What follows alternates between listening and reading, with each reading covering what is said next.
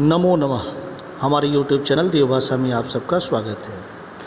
आज हम लेकर के आए हैं उपपद विभक्ति। तो आज हम उपपद विभक्ति के बारे में पढ़ते हैं। तो आइए जानते हैं आज उपपद विभक्ति होता क्या है। उपपद विभक्ति जब वाक्य में किसी विशेष पद अर्थात अव्यय अथवा धातु के कारण कारक चिन्हों के अनुसार सामान्य विभक्ति न लगकर कोई विशेष विभक्ति लगाई जाती है तो उसे उपपद विभक्ति कहते हैं। जैसे सबसे पहले जानेंगे हम द्वितीया विभक्ति के बारे में, जिसमें प्रति, विना, परितः, उभयतः, अभितः, समया, निक्सा, धीक इत्यादि के योग में द्वितीया विभक्ति होती है। हमने प्रथमा विभक्ति के बारे में इसलिए नहीं बताया क्योंकि प्रथमा विभक्ति का संबंध डायरेक्ट जो है षष्ठी विभक्ति से हो जाता है। अतः सबसे पहले हम द्वितीया विभक्ति के बारे में जानते हैं। इन शब्दों के योग में द्वितीया विभक्ति होती है। अब आपके समक्ष द्वितीया विभक्ति से संबंधित उदाहरण प्रस्तुत है। जैसे अर्णवः गृहं प्रति अगच्छत्, अहं मित्रं विना न क्रीडामि, द्वीपं परितः जलम् अस्ति, मार्गम् उभयतः भवनानि सन्ति, ग्रामम् अभितः वृक्षाः सन्ति, गुरुं समया छात्रा तिष्ठन्ति, देवं निक्सा भक्ताः सन्ति, धीक तम पापिनम।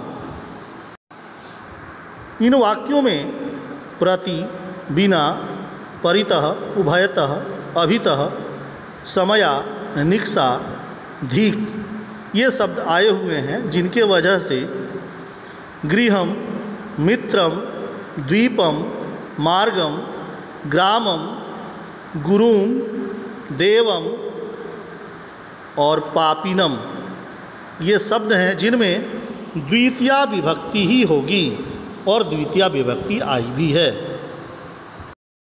अब है तृतीया विभक्ति। इसमें अलम, विना, प्रयोजनम, सह, साकम, सार्धम, समम, काणः, कीम इत्यादि शब्दों के योग में तृतीया विभक्ति लगती है। जैसे अब तृतीया विभक्ति से संबंधित उदाहरण आपके सामने प्रस्तुत है। जैसे अलम कुलाहलेन दीपिका भ्रात्रा सह, साकं, सार्धं, समं गमिष्यति, रामेण विना सीता अयोध्यायां न वसति, सह नेत्रेण काणः अस्ति, युद्धेन कीम। इन वाक्यों में हम देखते हैं जो शब्द आए हुए हैं अलम, सह, साकम, सार्धम, समम, विना, काणः, कीम इन शब्दों के योग में तृतीया विभक्ति लगी हुई है। कुलाहलेन, भ्रात्रा, रामेण, नेत्रेण, युद्धेन इन शब्दों में तृतीया विभक्ति लगी हुई है। अब है चतुर्थी विभक्ति, जिसमें अलम, नमः, स्वाहा, स्वस्ति, कूप, रुच, दा मतलब यच्छ इत्यादि शब्दों के योग में चतुर्थी विभक्ति होती है। चतुर्थी विभक्ति से संबंधित उदाहरण हम अब देखेंगे। प्रस्तुत है चतुर्थी विभक्ति के उदाहरण। रामः रावणाय अलम, देवेभ्यः नमः, अग्नये स्वाहा, सर्वेभ्यः स्वस्ति, सज्जनः दुष्टाय कुप्यति, बालकाय मोदकं रोचते, पिता पुत्राय शिक्षां यच्छति। इन वाक्यों में अलम, नमः, स्वाहा, स्वस्ति कूप धातु से कुप्यति, रोचते जो रुच धातु से है, और यच्छ यानी कि दा, यच्छति यच्छ धातु से है। इन शब्दों के योग में चतुर्थी विभक्ति लगी हुई है, देख सकते हैं। रावणाय देवेभ्यः अग्नये सर्वेभ्यः दुष्टाय बालकाय पुत्राय इत्यादि। तो इन शब्दों में चतुर्थी विभक्ति लगी हुई है, अर्थात इन शब्दों के योग में चतुर्थी विभक्ति लगती है। अब है पंचमी विभक्ति। तो पंचमी विभक्ति को देखते हैं। पूर्वम अनंतरम बहि रीते बिना भी परह तरप रक्ष आरभ प्रमद इत्यादि के योग में पंचमी विभक्ति होती है। अब इससे जुड़े हुए उदाहरण हम अब आपके सामने प्रस्तुत कर रहे हैं, ध्यानपूर्वक देखेंगे और सुनेंगे। ग्रामात् वही देवालयः अस्ति भोजनात् अनन्तरं जनकः भ्रमणाय गच्छति भोजनात् पूर्वं सः हस्तौ प्रक्षाल्यति अरविन्दात् रीते सर्वे उत्तीर्णाः परिश्रमात् रीते बिना सफला न लभते मृगः सिंहात् बिभेति नगरात् परः ग्रामः अस्ति लक्ष्मणः रामात् लघुतरः आसीत् पिता संकटात् पुत्रं रक्षति गंगा हिमालयात् आरभते सह पठनात् प्रमाद्यते। हमने जिनको कहा जिनके योग में पंचमी विभक्ति होती है, उनके साथ हम देखते हैं कि पंचमी विभक्ति आई हुई है। ग्रामात्, भोजनात्, भोजनात्, अरविंदात्, परिश्रमात्, सिंहात्, नगरात्, रामात्, संकटात्, हिमालयात्, पठनात् इत्यादि जो हैं, इन सब में पंचमी विभक्ति है। अब है षष्ठी विभक्ति। ऊपरी, अधः, पश्चात, पूरतः, पृष्ठतः, निर्धारणे, दक्षिणतः, वामतः, तमप, अनादरे, पुरः, अंतः इत्यादि के योग में षष्ठी विभक्ति होती है। अब इससे जुड़े हुए उदाहरण आपके सामने प्रस्तुत हैं, जिन पे हम विचार करेंगे कि उन वाक्यों में षष्ठी विभक्ति क्यों हुई है और उन वाक्यों में ये सारे शब्द भी आते हैं।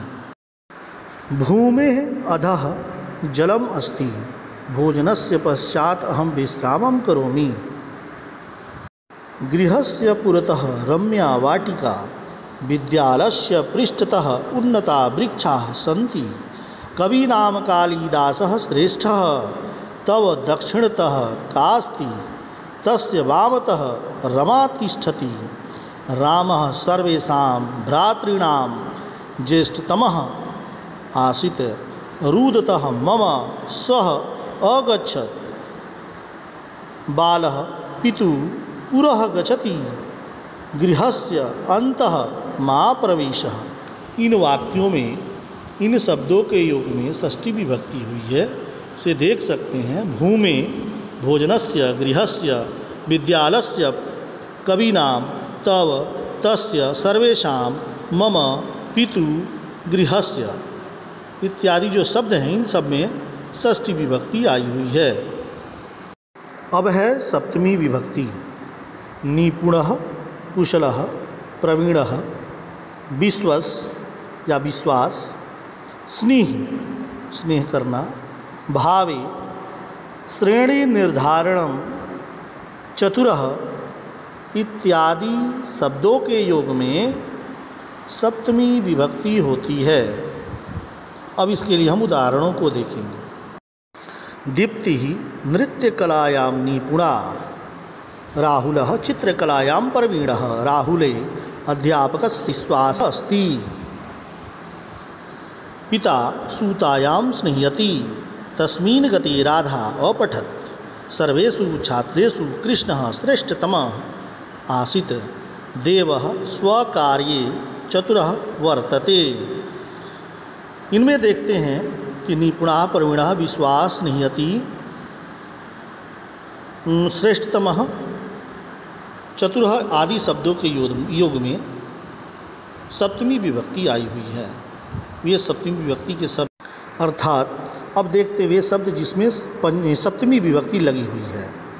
नृत्य कलायाम, चित्रकलायां राहुले सुतायां तस्मिन् छात्रेषु स्वकार्ये इत्यादि जो शब्द हैं, इन शब्द में सप्तमी विभक्ति लगी हुई है। तो ये रहा हमारा उपपद विभक्ति। इस उपपद विभक्ति में हम लोगों ने द्वितीया विभक्ति से सप्तमी विभक्ति तक के वे सारे शब्द जाने जिन शब्दों के युग में ये सारी विभक्तियाँ लगती हैं। अब इंतज़ार करते हैं अगले वीडियो का। तब तक के लिए धन्यवाद।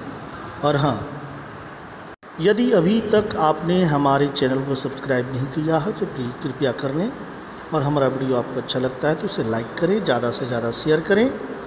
चलिए मिलते हैं अगले वीडियो में। तब तक के लिए धन्यवाद। नमो नमः।